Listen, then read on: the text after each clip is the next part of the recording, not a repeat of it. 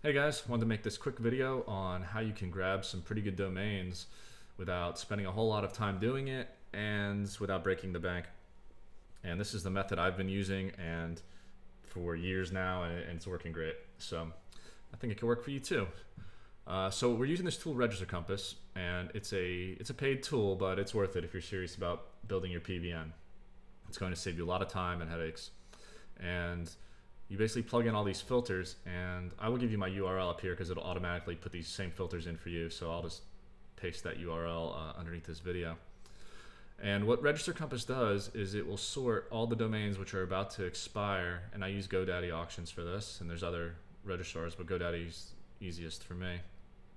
And we just put these filters in. So let me preface this by saying that some people will tell you never use GoDaddy auctions and it's dangerous, it's risky, this and that. Look, you can spend as much time as you want building your PBN, but the juice has to be worth the squeeze. And in my opinion, what I'm showing you right now is going to give you the most value for the least amount of effort. And it's going to pay off. So, I mean, yes, there may be one or two domains you end up buying which turn out to be turds, but by and large, you're going to have a lot of quality domains if you use exactly what I'm showing you right now. All right, so the filters I use, GoDaddy is the first one. Bid price, I go under 500. You can change this based on your budget. The expiry date, just have it for 1 day, and then it sorts from expiring the soonest to the longest.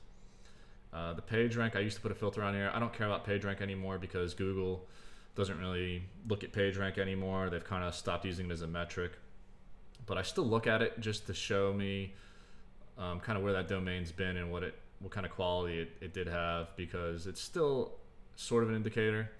I would never buy anything with a red because that's the page rank is invalid, and that means someone may have been trying to fake the page rank. And don't worry, if it's 0, that's fine. If it's blank, that's fine. If it's green, great. There's another one that's blue. Let me see, I'll click this here. Yeah, so if it's blue, it means the page rank may be valid. We're just gonna stay away from those. So green is good. 0 is fine, and blank is fine. All right, moving on. Domain age. Domain age is a very important factor because it's going to show Google that authority. So anything 2009 or less. Okay, you can change that based on how you want it, and sometimes I even make the domains even older than this. But I feel that this is kind of the sweet spot as far as price and age. All right, domain authority. This is a really important one, and you can even go higher than 14 if you want, but I think 14 is really the minimum that you want. And domain authority is one of the biggest metrics that Google kind of looks at to see what the quality is of that domain itself. So this is probably the #1 factor I would look at. Majestic links, also important. You want to make sure that this domain actually has some backlinks to it and has some kind of relevance online, some kind of presence. And that something that ties into this is right over here, the C-class links. So what that means is it's from different domains on different hosting different hosting IPs, because you don't want, let's say you had 25 or 335 majestic links, and they came from like one domain, maybe 2 domains or 2 IPs. That looks really fishy. And let's say that site was just some kind of blog farm network. When it goes down, all of a sudden you lose all these backlinks, and then it's just a nightmare. So if you stick with 24, I mean, this is just kind of an arbitrary number I decided on, but I think it makes sense. So you want at least 24 or higher majestic links, and then you want to make sure you have at least 12 C-class referring domains or IPs for those links. The other thing you should quickly do is underneath majestic links, just go ahead and click on the actual link for the domain you're looking at. So let's say we're looking at this one here. I'm going to just click on that. It's going to pull up majestic, and it's going to kind of reiterate some of the stats that we already looked at in Register Compass. But what we want to go down is look down here. You want to look at anchor text, and what we're looking for is a natural kind of profile. More so, we want to look for something that wasn't trying to be gamed. So this one's actually probably fine. Let me see here. Other anchor text is 22%. The main URL is used at 18%. So this is like a perfect example. You want to avoid something. So let's say that expat shopping was something like 78%. All right, so what does that tell you? That someone had this domain and they were just backlinking the hell out of it with exact match anchor text, trying to rank for expat shopping. That's what you want to avoid. So you want to just make sure that it's not a lopsided backlink profile, and I would have no issues with something like this.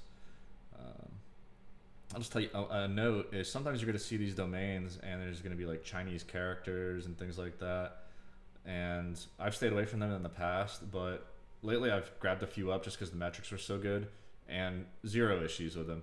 So as long as this is not lopsided, as long as it's not like, you know, some kind of crazy 78% is one keyword, it's completely fine. And if you look at this very quickly along with the other metrics I showed you, you'll be fine. So that's pretty much how you want to do that part. Moving on, trust flow. It still is a very important metric, but I think it was overvalued in terms of the PBN community. People are always looking at it and saying, you know, the trust flow is very important, this and that, and it is important. And I view it second to domain authority though. So as long as you go over 14, so 15 is the minimum I would buy for this, I think you're golden.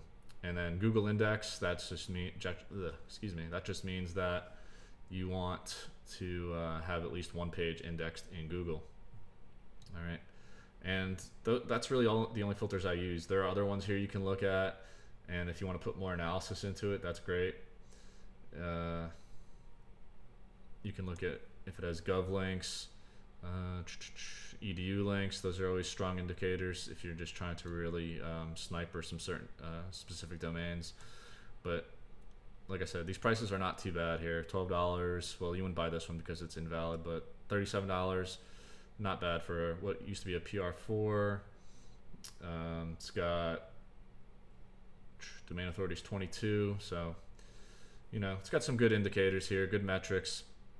I wouldn't hesitate buying some of these domains. And when you're ready to buy a domain, you just click on this little eye here, and you scroll down and you click on place bid, and that's going to take you into GoDaddy auctions.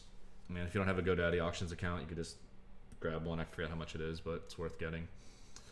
And in my opinion, this is the fastest, easiest, and safest way to grab domains.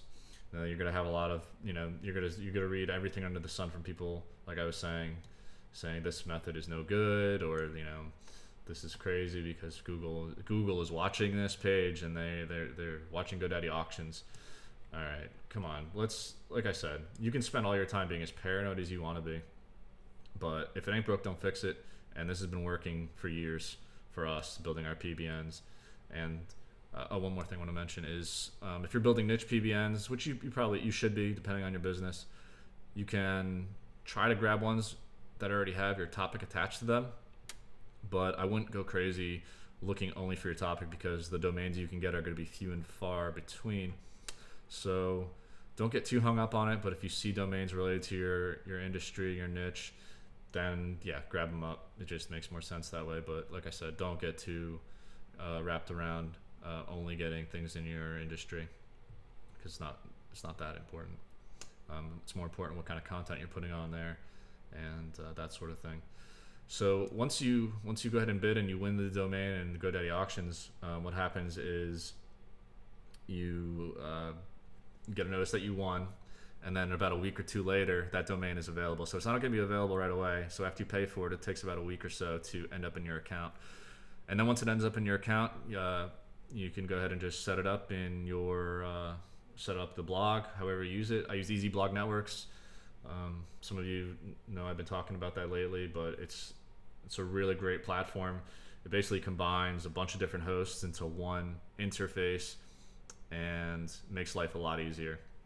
And the guys running it are super smart, and you know I've seen them go back and forth with naysayers talking about you have a footprint, this and that, and they are on top of answering every question and just pretty much proving that their platform is the real deal. And I have lots of blogs hosted on there, never had an issue with it, and it just makes life a lot easier. So that's it, guys. Go ahead and start grabbing some good domains, because this is the easiest way to do it, and you're gonna get some real gems out of this method. All right, good luck, and I will see you in the next video.